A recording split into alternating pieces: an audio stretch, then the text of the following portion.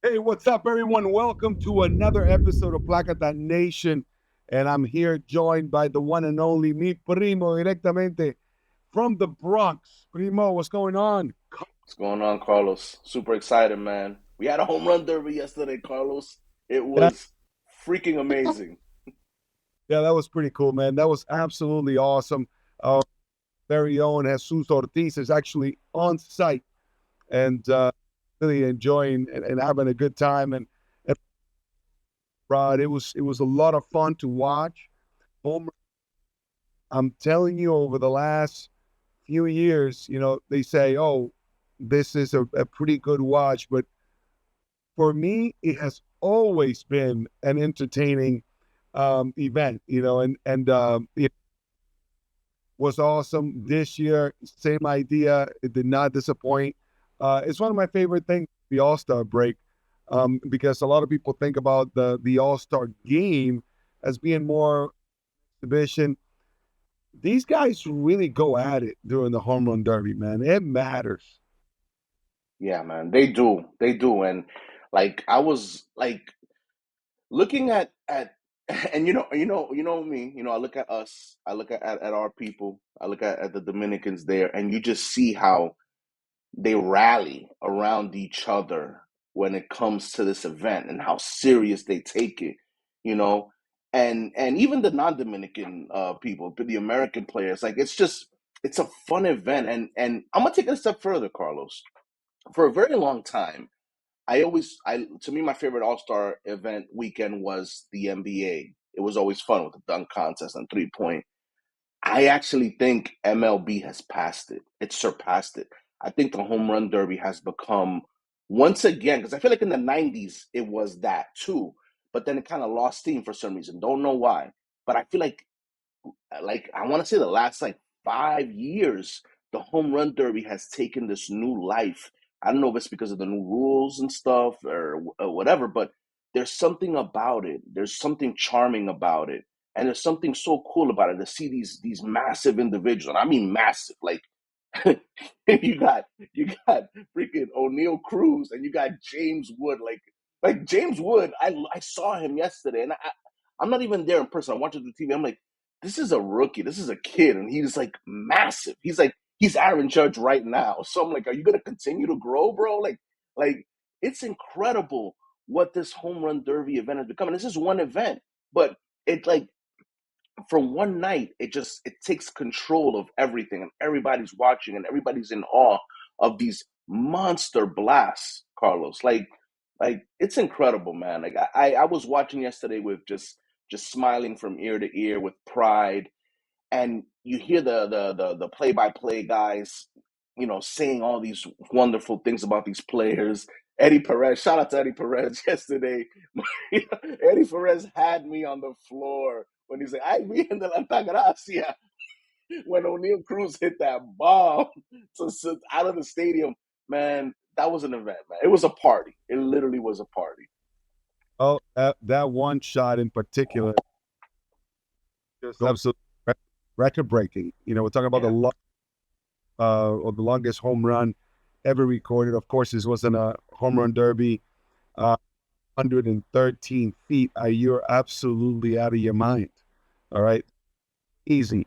But I mean, it was to be expected. You talk about the physicality of these players. I'm looking at O'Neal Cruz, six north of 6'5". I got to look up his Six seven, Carlos. 6'7". go. You know what I mean? Like, you create so much leverage when you're that tall. So I knew that he was going to be a contender. Then the question remains, because people ask me, so how do you win a home run derby? It's like, well, you gotta be the strongest. It certainly helps, because the idea is, can I be in rhythm, put the barrel of the bat on the baseball without exerting too much force, because I don't want to get tired. Because if you're tired, then your precision goes down, and I don't care how strong you are, you still got to barrel the baseball. But able to maintain calm, rested, precision, throughout the whole entire contest, you're giving yourself a chance at winning. We saw Oneil Cruz there towards the end really lose steam. Like he got tired. Yeah, yeah. I didn't realize that, Carlos. I didn't realize how exhausting that can be. And then you kind of you kind of just put two and two together, and the amount of force. And again, shout out to Eddie Perez. He was throwing out just some great verbiage yesterday. He called it controlled violence. I said, Eddie Perez, man, you killed it today with this commentary. But it's so true. And when he said that, I actually thought about you and how you talk about swinging the bat and about like the science of hitting a baseball. But because it is controlled violence, you're exerting so much force onto the small object and you're trying to get it precisely on the barrel of the bat. There is so much science behind hitting home run. Yeah, it is a lot of, God-given ability and you're up there, you're just swinging for the fences. But, to be successful and to do it right, there has to be a scientific approach to it. And we saw that because we saw it. And again, you mentioned Oneil Cruz and I mentioned James Wood, but then you saw a guy like Junior Caminero, who's not the stature of those guys, who was just free flowing, who just got into a flow, and his swing was just, it was like the pitch was in the wheelhouse. Bah, Plákata, Plákata, Plákata. It was just one after the other. Like, Carlos, can you explain that aspect with Junior Caminero and his approach to the bat? What I'll do is I'll give you a pretty good example. We've seen the contest a couple of times, and with the rules that it was even more intense as far as timing was concerned because there was not a lot of time for them to get their swings in, and you're going to get extremely tired. You get a timeout here and there, so that being is extremely important, right? So very not a lot of effort, just very simple. And as long as he was able to make contact with the baseball in the right contact spot, cannot stress the importance of a good batting practice pitcher. The pitcher needs to be on point, just grooving balls right where you need them, right? And get into a dance. It's a rhythm. And we saw Caminero do that yesterday where he was just, he wouldn't even look up where the ball went because he knew that when he touched it right, go. And it was just a dance. So it's like, who can get in this dance? Not strongest, not who is swinging the hardest, who hits it the farthest. This is who can get in cadence, who can get in rhythm. Junior Caminero was the perfect example. Toward the end, there, against Cal Raleigh, going in the finals, he got tired, right? And you could see that there was a little bit more of, exertion. There was a little bit more effort. When you start doing that, Rod, you start top spinning balls because you try to get underneath it. Your backside collapses. The angle, it's a little bit more upward. And you're like, oh, isn't that what you want? Absolutely not, right? Like if you're swinging up at the baseball, meaning from underneath the baseball or from underneath the trajectory of the pitch, you run a huge risk at not getting there. So you either pop it up or you top spin it. If you think about ping pong or tennis, how you can top spin a ball, you will start doing that when you're not in cadence and in rhythm. So it ended up happening to Junior Caminero. Cal Raleigh was able to maintain a nice and easy pitch and wins the home run derby. But for Caminero, I got to say this, like, yes, I was pulling for him, obviously. And, I remember writing to my son, I'm like, hey, man, like, that was a great showing by Junior, like, I'm really proud. And my son was like, nah, man, I'm really upset. Like, obviously, we were all pulling for him. Cal Riley's a great guy, but, we are. We're pulling for the Dominican. So we were pulling for him. So I'm like, I get it, son. I'm disappointed as well. I really wanted him to win. But in the large scheme of things, I'm like, actually, okay, I'm going to look at it in the bright side. You know what? This keeps him humble. This keeps him grounded. He had an unbelievable showing. He showed everybody let's say you look forward into the future and you think to yourself, this player used to. So maybe not winning the home run derby is the best thing that could have happened to him, just because it keeps him grounded, it keeps him hungry. Not too much success too soon, whatever. But to be quite honest, we were heartbroken that he fell slightly short, and certainly my son was. But what put on again? Reiterate what you talked about. Guess what? It's not who swings the hardest. What was the biggest? Was the biggest one. It was who was able to be more efficient and precise, which is a great lesson in everything we do. Like, instead of wheels, let's make sure that we focus our energy on what truly, truly matters. Same thing from a home run derby. It was in full display, that type of mentality. That was a lot of fun, man. Yeah, it was, Same, Carlos. And coming from you, it means a lot because you participated in same thing. '09 in the home run derby. And the obviously the rules were different back then. It was 10 outs, correct, when you were doing it. And just Same thing. how much different would it be for you if you had the rules that they have now as opposed to what they had back then? Do you think it would have favored you, or do you think it'd be more or less the same?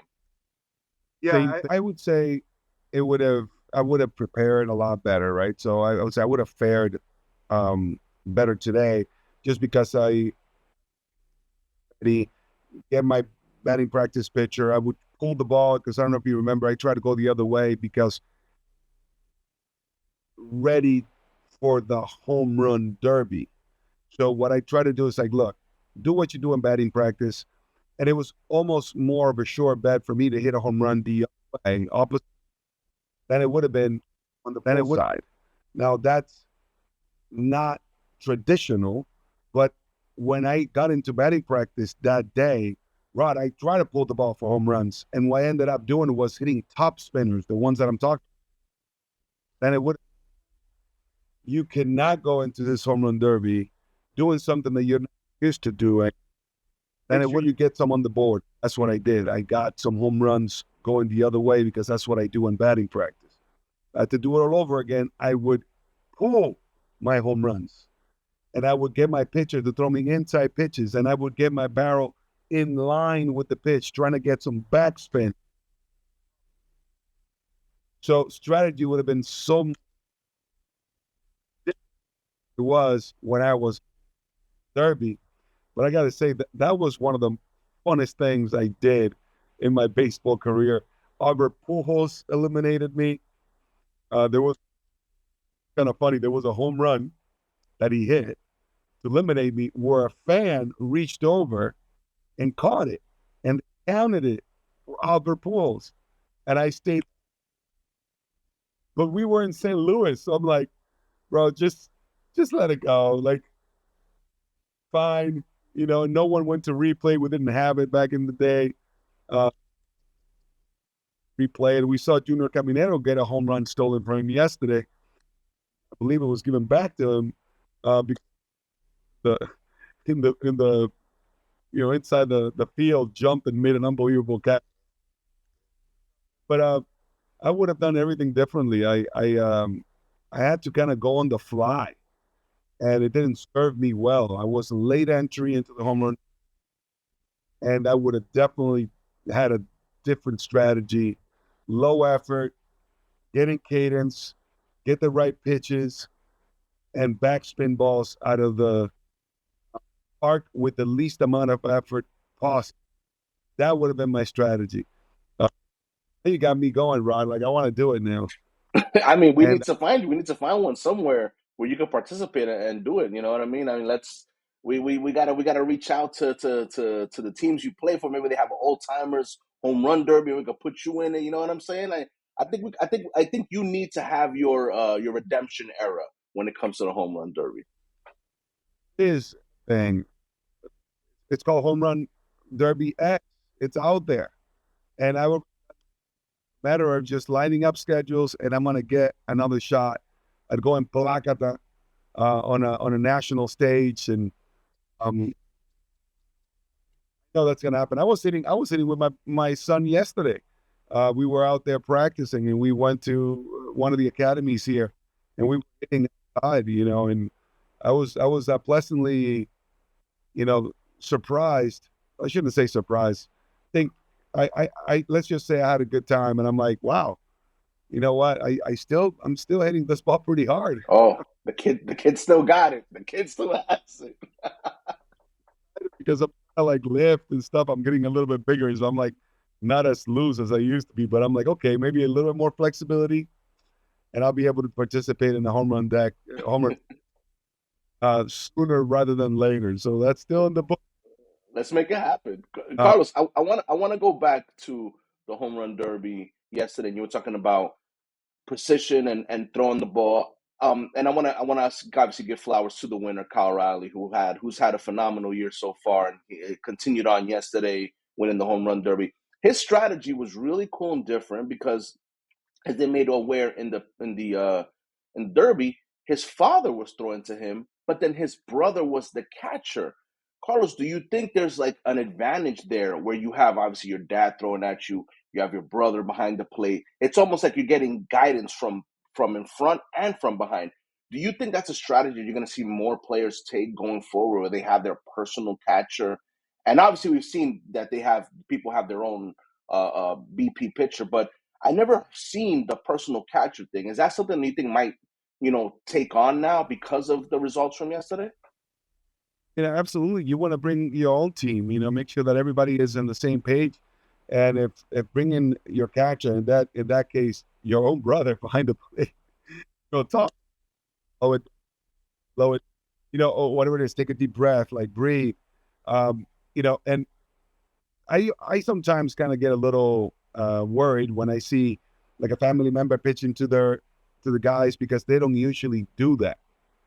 You know what I mean? Like, if you're not there every day pitching to your hitter, then it could really backfire on you. Obviously, that was not the case with Riley's dad. So fine, but I always worry. I'm like, the number one important thing possibly do with home run derby is make sure you have a pitcher that's just grooving baseballs right where you want them. And boy, he was really getting pitches right down Broadway, middle lane, and up to Cal Riley, and he was just crushing him. Yeah, man.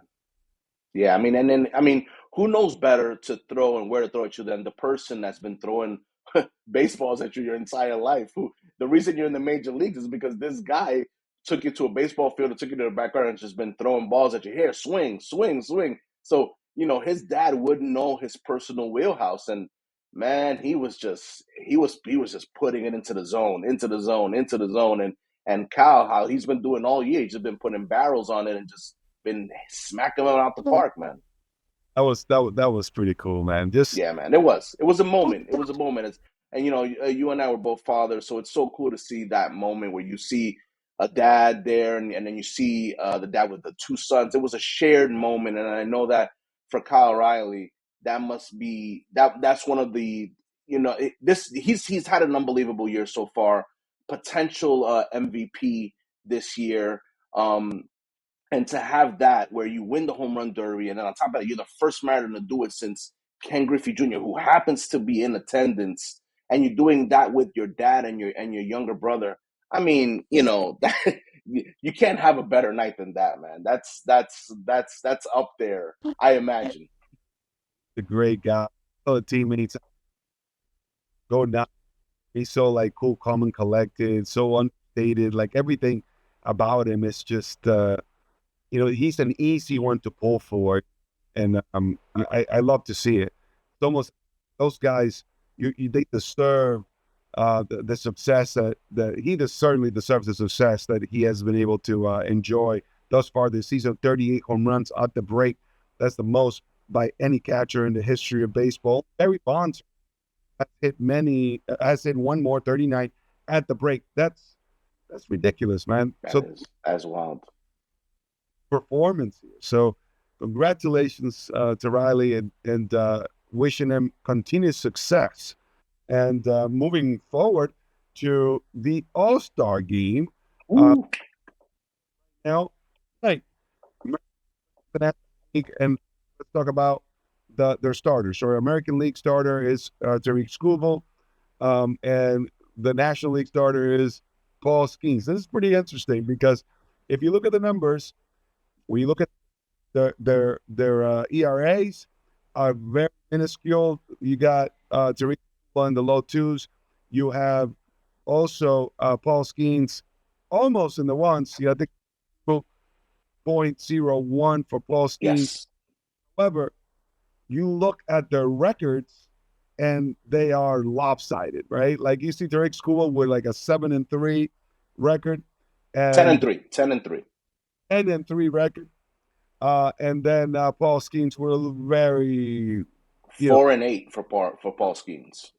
bad losing record. And you're like, okay, this brings up a great topic because the best pitcher in the National League has a losing record. You remember we used to talk about winners. I think we're past that, Rod. I think we can see through the dust, through the noise, and separate the signal from the noise, right? Like when you look at Paul Skeens, you're like, look, he's doing everything he can to help his team win. If he doesn't get any run support, so be it. But the fact of the matter is that they just don't hit him. He has a minuscule batting average against. They do not square him up. He's absolutely nasty. This is well deserving. And I think it puts that to rest about, oh, your record. I would say the record for a pitcher shouldn't matter anymore because it's control. The stats that we're looking at are the very specific, and we're going to be talking about responsibility a little bit later. What is the pitcher responsible for? Is he taking care of that? The answer is yes. Okay. Then let's let it rest. Forget about that record. Because people are like, how can he be at the starting at a 4-8? Just some people, not a lot. And the answer is, come on, guys. He's one of the best pitchers in all the game of baseball. So I think I'm looking forward to watching greatest pitchers in the past decade, just go at it, head to head, Tariq Skubal and Paul Skeens. Carlson, I wanna brush you back a little bit on the Paul Skeens thing. I know Paul Skeens in terms of what he brings to the table. As a matter of fact, beginning of the year, remember I said I was like, oh, are we gonna see him flirt below ERA of 1? You know what I mean? And I I just want to go with what you were talking about with the record situation. Now, a lot of fans have adjusted to what baseball is now in regards to stats, and they know what to look for in stats in terms of, yeah, wins don't matter. We've seen it before. We've seen people win the Cy Young and not have a lot of wins. Um, I'm just curious to see how fans would react. Let's say at the end of the year, and I'm going on the head to the end of the year. Let's say Paul Skeens ends up winning the Cy Young, and let's say he wins it with not a great record. You know what I mean? How is that going to be viewed, do you think, by fans, like to digest that? Because 4-8 is 4-8. Yeah, we know it's not like it with Paul Skeens. It's more like, well, he has a 2.01 ERA. He goes out there and he gives them every opportunity to win. If they don't score runs, that's not his fault. But it's like you're awarding a guy for having a losing record, and I think for a lot of fans, especially a lot of traditional fans, they're gonna look at that and they're gonna be like, "Oh, but how are you giving him an award if technically he has a losing record?" How, like, Carlos, give me your thoughts on that process for fans that are gonna have maybe a hard time adjusting to that. Absolutely, it's understandable. I understand why purist and traditionalist would have a problem with that, right? Now, the thing is that when you look at it at face value and you're like, okay, this guy's job is to go on the mound and dominate, then he doing so, that's where you have to like put to rest all the peripheral stuff, because in reality, he is dominating, right? So it's like, okay, so if he is the best pitcher in baseball, he is the best pitcher in the National League or in baseball. period. Oh, he does not score, he doesn't have a winning record. Well, he didn't control. So it goes the other way as well. It's like a guy with goes 20-5, let's say, but has an ERA of 4 something. You're like, okay, he got a lot of run support. He's a pretty solid pitcher. Oh, he's a winner. Like, what do you mean? Like, he brings luck to his team? You know what I mean? Like, we got to get past that so that we don't get lost. And we can't, we looking at the trees type of analogy. Like, we don't want to do that, man. Like, let's be fair. If the guy is absolutely lights out, he's lights out. And that's what's happening with Paul Skeens. I mean, it's already happened. So far, so good. He gets a nod to go and pitch for the National League, starting for the National League, which is an incredible honor. But hats off. And eventually we need to get over it. Now, will there be some traditionalists and purists that are going to have a problem with it? Absolutely. Absolutely. And that's just part of the nature of the beast as far as the fans that we have. But I think more and more fans are learning to look through the noise, get the signal, and the signal says this guy is one of baseball's best at this particular moment, and seems to be projecting they will continue to be one of the game's best. Obviously, wishing him a lot of health, because if you see this type of stuff for the next 15 years, it's going to be a lot of fun, and we're going to have some serious conversations. In history, it's really too early, but the talent is certainly there. Definitely. Now, Carlos, I want to kind of go back to another issue, another issue, just another really cool thing that happened with the American League starters. So, Max Fried of the New York Yankees, starting pitcher, who's had a tremendous first half of the year, who was pretty much given the nod to start the game, reached out to the starter of the actual game now, Tariq Skubal from the Detroit Tigers, and pretty much offered him. He said, "Listen, I think you deserve to start this game. You've just had an amazing year. And I just want to ask you, you can, if you want to have it, you can have it. That's cool. It's no problem." They're both, statistically speaking, they're both close on par. Scuba is having a better season statistic wise, but not by much. But it's pretty close. But I thought it was really cool of Max Fried to reach out and say, "Hey, listen, I want you to have this opportunity." And man, that's awesome. That is awesome, because who knows how many opportunities Max Fried would have gotten to get this opportunity. But at the end of the day, he thought more of like, this is one of the best young pitchers, one of the best young stars in the game. The game needs to let everyone needs to see this guy pitch. I thought that was awesome, Carlos, man.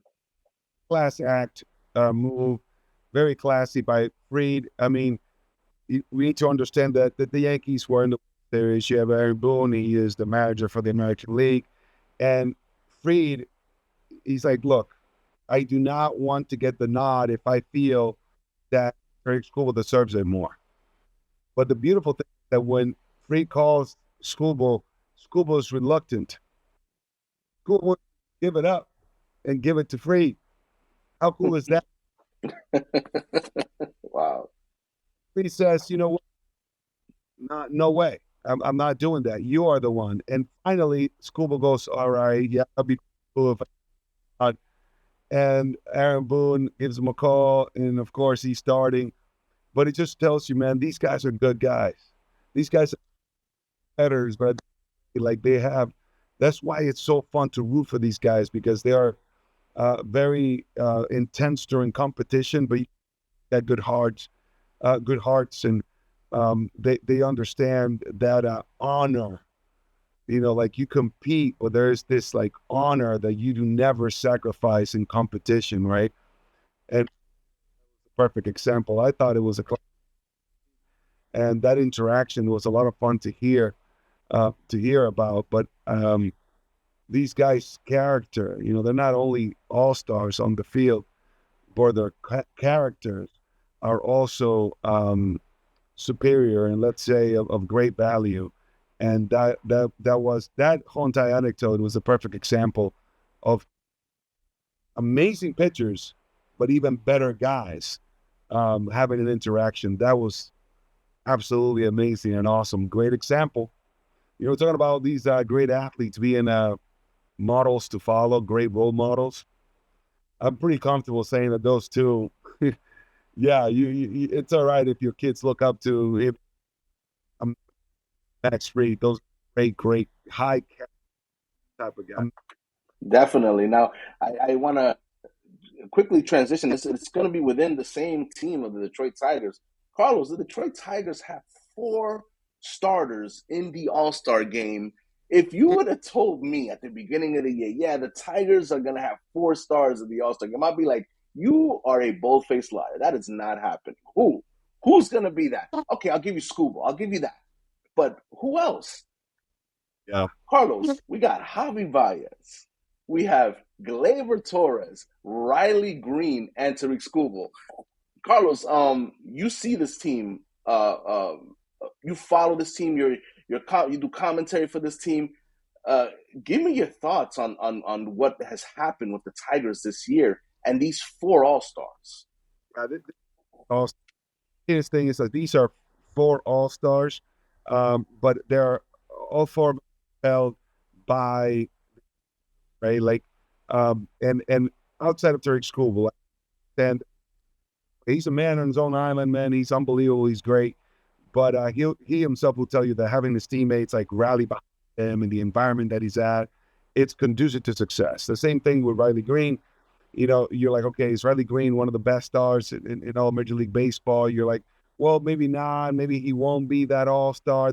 Guess what? He's in there, and he's got the numbers to back it up. It's the people that I have around me, right? Then one of the best examples, I think, is the fact that you have Javi Baez in this conversation. He's an all-star after having very difficult seasons prior years with the Tigers. You know what? Made the adjustments, right? He has fought through, but guess who has been standing right behind teammates? There's no way Javi Baez survives the struggles and the difficulties that he had to endure if he doesn't have the support system of his team. But he's earned that, because when he had a walk-off this season, I think it was in full display, you saw how the entire bench went absolutely nuts for him. That tells me right there that his teammates respect him. All right? So that means that Javi Baez has shown that even in difficulty and struggle, he doesn't hang his head. He continues to show up and gives it all he's got. I think that's a great story, because he's a starting center fielder for the American League and in center field. All right. Position. They're like, oh, he doesn't play it often. I'm like, listen, buddy, like the whole entire just narrative of this is absolutely awesome. Talk about working as a team, having a great support system around us. We talk about how much family means to us. Same thing goes for Javi Baez and all of these guys, like, Gleyber Torres coming from New York and fighting at home in Detroit and being one of the best second basemen in the entire. Unbelievable. These are all great stories. So I'm glad that you put out these 4 Tigers. Yeah. Let me tell you something. And I, as a Yankee fan, we had Gleyber in our system for a good number of years, and you saw so much of Gleyber. You saw a lot of highlights. You saw a lot of lows, and you can see a lot of frustration because Carlos, when you go out there and you play the game of baseball, especially for a guy like Gleyber Torres, who came out of Venezuela, who knows that he's playing a kid's game, who's getting paid a lot of money, he wants to perform. He wants to be the best player he can be out there. And at times here in New York, there was a lot of pressure to be great every single night. And for him to have to walk away from that and then to restart again in Detroit, but then to get his footing right away and to have the season he's been having, man, I gotta say I'm really happy for him. I really, really am, and to see him succeed and bloom the way he has, to the point where he's on a team that could potentially come out of the American League and go to the World Series again. Because remember, he was in the World Series last year. He has an opportunity now to maybe go back with the team he's in. He has a very good team. He has a lot of great teammates around him. So to see him in this All-Star game, having being an All-Star and having the year he's been having so far, I got to give kudos to him. Kudos to AJ Hinch for just being an amazing manager. Who, I mean, I think it's easy to say right now. I think he is the front runner for manager of the year in the American League. He's just taken this team that, last year, people said, oh, well, they came out of nowhere. Well, guess what? They're back at it. They're not out of nowhere now. Now they're a team that there's a target on their back, but they got the players and they got the starting pitcher in Tariq Skubal to carry them to the next level. So it's going to be fun to see the second half, what happens with these Detroit Tigers and how far they can go in October, because they will be in October and they will be a problem for whoever they face in the playoffs. They're a force to be reckoned with. And obviously, there's still the second played. Well, as a matter of fact, our quote of the day talks about that, touches upon that. There's a long season ahead, but man, the Tigers have really created a good cushion for them with a very respectable and commanding lead of their division. So it's pretty safe to say that they're going to hold on to that position. Obviously, if we look around the league, you're like, okay, no team is ever safe. Yeah, you're right. Right.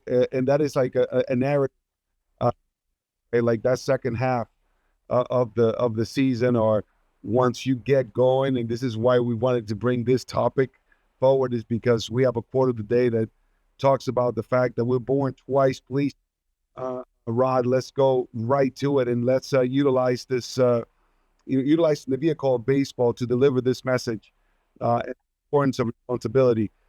Please share it with our audience. Alrighty, well, the quote of the day is by James Hollis, and it goes, "Our life begins twice, the day we are born and the day we realize we are responsible for our own choices," man. Like, just think about that for a second. We're born, it begins twice, the day we're born and the day we realize we have to make choices. It's a perfect allegory for where we're at in the baseball season. We're in the midway point. At the start of the season, these teams had goals. They're like, listen, let's come out firing. Let's try to have the best record we can. And when we get to that All-Star break, let's just analyze and see what we need to do for the next half of the season. And we're talking about the Detroit Tigers, but this qualifies for all these teams in the game. Look at the New York Mets. The Mets set out to have a heck of a start. They had a great off season, and their goals are, we need to go to the World Series. Well, guess what? They're in a position where they're one of the top teams in all of baseball at the midway point. Now they're reassessing, okay, what do we need to do? What do we have to do? Do we have to go get additional starters? I think their lineup is really good. I think they're at a good point, but I think they need some reinforcements. Same thing with the Yankees. Yankees came off of an offseason where they lost Juan Soto, but they picked up some pieces, and they were doing really well early on. Then they hit the skids a few times, and they're trying to right the ship at the half. They're trying to figure out, what do we need to do? We need a third baseman. We need some additional starting pitchers. We need some relief pitchers. You just look around all of baseball. All these teams are at a situation where they're realizing, okay, are we going to be buyers? Do we think we can contend, or are we going to be sellers? Do we take the foot off the gas, move some pieces, try to reload for the future? Baseball, I've said it many times, is a really, really, really hard sport. People don't realize how difficult it is to go out there and play 162 games under the pressure that a lot of these players are on. Same thing goes for the managers. Same thing goes for the general managers. This is a lot. But guess what? It's a privilege that these players and these people have within these organizations to be a part of this wonderful sport that we love. And again, quote of the day, I'm going to repeat it again. Our life begins twice, the day we are born and the day we realize we are responsible for our own choices. Remember that. Gotta do his thing.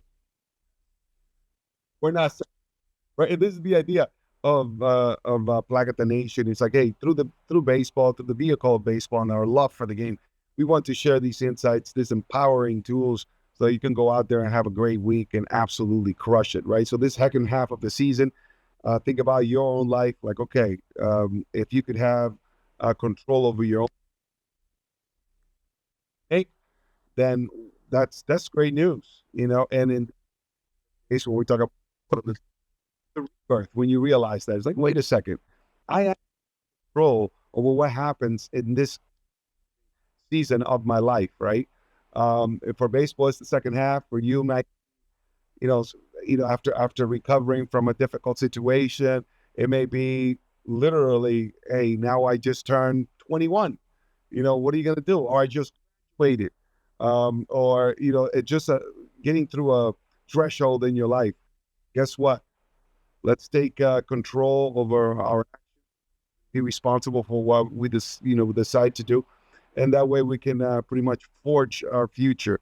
We got the power to do so. So I love how baseball lends itself, and we can utilize these quotes and these empowering thoughts to our advantage and apply them in our lives. So let's do so. Let's do the rest. Definitely. I mean, and Carlos, look at you. You just in this episode, you realize that you want to come out of retirement to participate in a home run derby. I think this is amazing. I think you need to go right now. Go speak to your wife. Let her know what's going on and what your plans are, so she can prepare for what's coming. And your sons too. Maybe we could have them throw BP at you and have the other one catch for you. And let's we need to make up for 2009, Carlos. Let's come on, Carlos. Make it happen, buddy. Make it happen. Guys, so much for joining us on this. Let's make sure we go Plákata for the rest of. God bless you guys. Later, guys. Take care. Today's episode of the Plákata Nation Podcast was produced by the Aristina Podcast Network. Executive produced and edited by Ras Guevara. Additional engineering support and publishing by Francisco Castro. Be sure to subscribe, rate, and review us wherever you listen. It really helps us grow the show. Thanks again for listening, and we'll see you next week.